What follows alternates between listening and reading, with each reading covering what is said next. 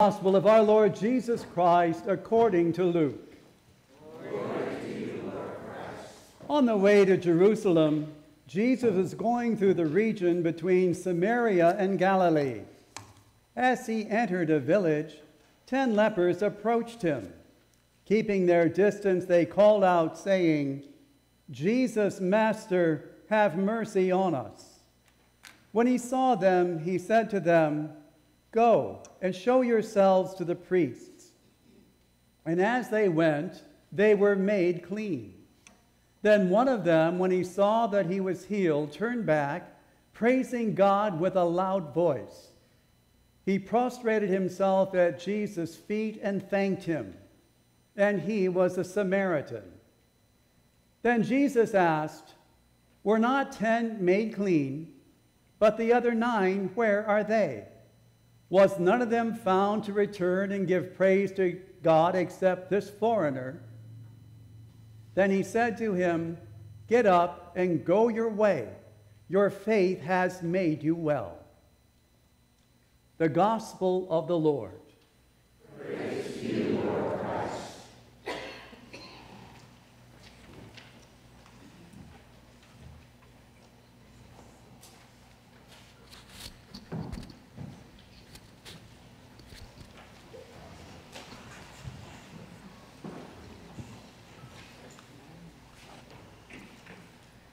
At the beginning of today's gospel reading, often referred to as either the 10 lepers or the one grateful leper, Luke reminds his readers of what began 9 chapters earlier, Jesus' journey to Jerusalem.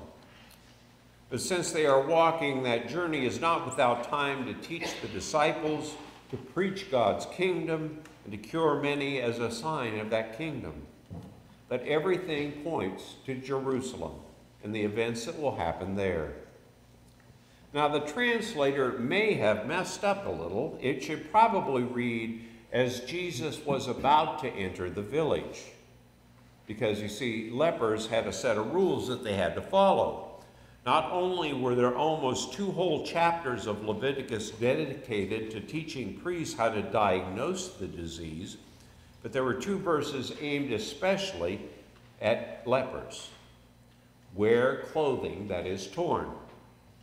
Let the hair of your head hang loose. Whenever someone comes near, cover your mouth and shout, "Unclean, unclean." And for as long as they have the disease, they will remain outside of the camp. Of course, those were the instructions while wandering in Sinai following the Exodus. Living in tents, but it was easily adapted once they had settled in Israel and were living in towns. Lepers were barred from the community lest they give the disease to others. And these rules were not limited to Jews only, but others as well. Now, a couple of weeks ago, I told you that the Pharisees saw not only their riches as a gift from God, but the very proof of their righteousness and God's blessing. Conversely, if you were poor, it was proof of God's displeasure and punishment. At least that's what they thought. Many diseases were also seen as punishment, but not leprosy. Maybe because it struck the rich and the poor alike, it simply seemed an inexplainable act of God, which when you think of it sounds a little scarier. Had the 10 heard of Jesus' healing others from a family member that might have brought them food, shouting at them from a distance? Or had they been told of his coming to their village? And so the 10 come as near as possible to Jesus, still maintaining their distance, and they simply shout for mercy. There is no healing touch in this story. No command to be healed. Simply the command, "Go, show yourself to the priest." But they knew that there was only one reason for that, to be declared clean or still unclean. Leviticus even has a few verses on that, although I'm not sure how non-Jews would have gained re-entrance into their community. But all 10 are cured not by Jesus' words, but as they obey. And then we find out just how excommunicated those with leprosy were. A Samaritan had been with what is implied 9 Jews. Their societal norms set aside, they shared a common malady. They would not be a group of 10 if they all hadn't had leprosy. The 9 continue as ordered to their priest, while the Samaritan heads the other way to his, only to discover that he too is cured. And he returns to say thank you. And aside, while God is often praised following a healing, this is the only place in any of the Gospels where Jesus is personally thanked. And it's from a Samaritan.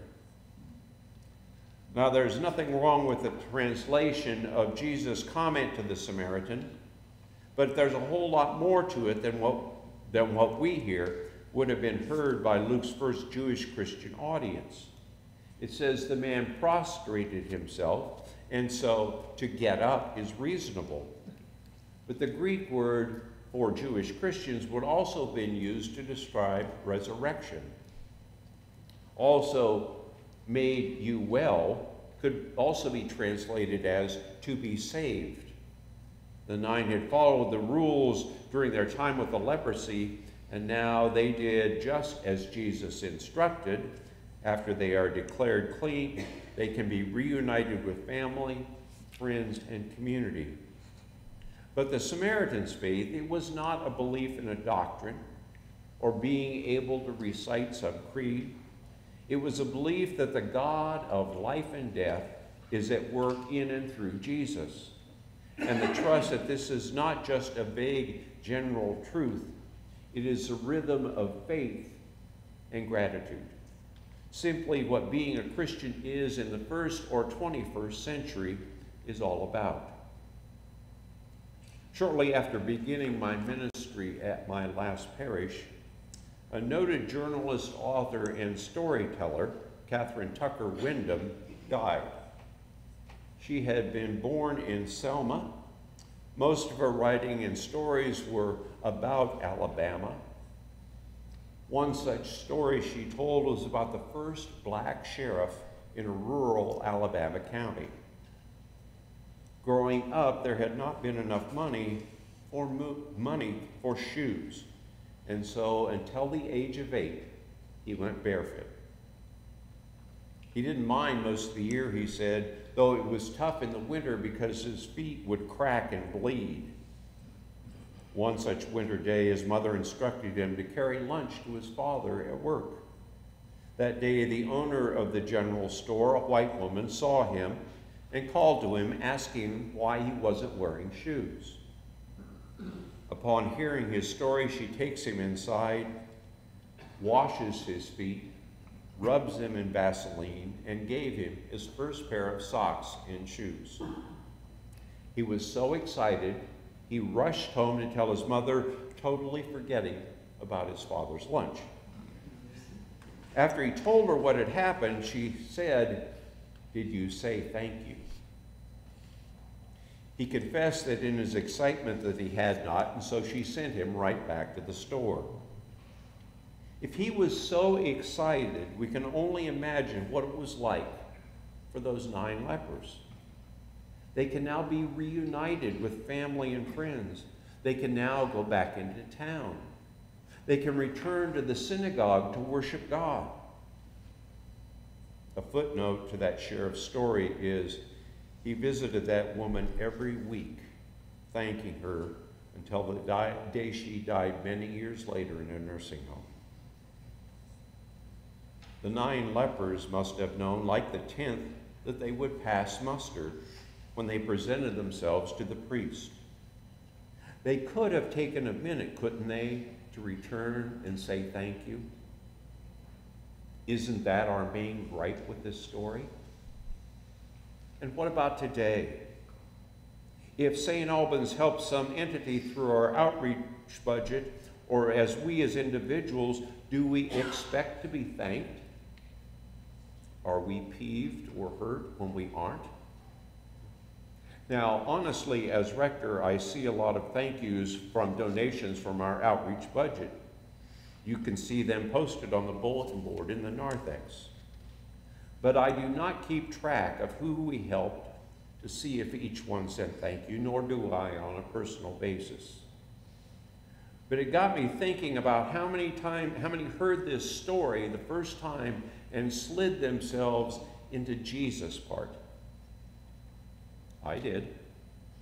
We see ourselves as helping, but may not like to admit those times when we too need help. Maybe we should hear this story and put ourselves in the group of 9. I know I've received help from all sorts of people in all sorts of ways over the years. I think I thanked everyone, but I'm sure I've missed someone. If you're that one, I'm sorry. Thank you. But I also thought about God. Can we thank God enough for the grace that we receive each day? Have we thanked God for the promise of our salvation, let alone all the little gifts along the way? Maybe our pride won't allow us to admit that there are times that we're right there with the 9. Yesterday was Bill Hawk's funeral. One of his sons remembered a story of his dad. It seems, as his son tells it, he was naughty one day, and his sister reported to Dad suggesting that he not get his allowance. But when the time came, Bill gave him his allowance, saying, "You didn't earn this. You get it because you're a loved child." We're all equal in God's eyes. We are all in the need of grace. And yet very few, if any of us, thank God enough. And yet God still continues to shower us with blessings, even though we don't pause to say thanks.